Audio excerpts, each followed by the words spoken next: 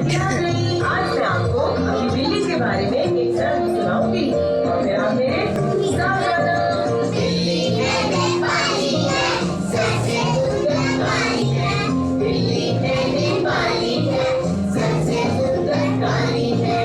आंखें नीली नीली है, जैसे ये चमकीली है। बिस्तर पर चढ़ जाती है, साथ में सो जाती है।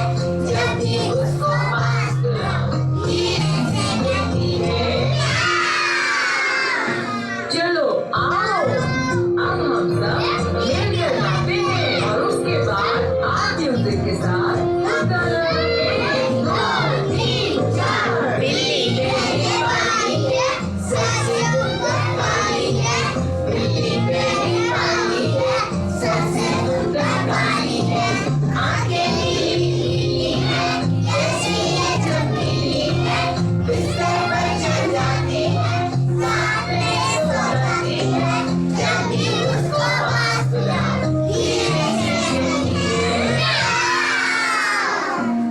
तो बच्चों, पहले मैंने गाया, फिर हम सब ने मिलकर, और अब है आपकी बारी। 1 2 बिल्ली मैंने पाली है, सबसे सुंदर काली है। बिल्ली मैंने पाली है, सबसे सुंदर काली है। आंखें नीली नीली है, जैसी ये चमकीली है। बिस्तर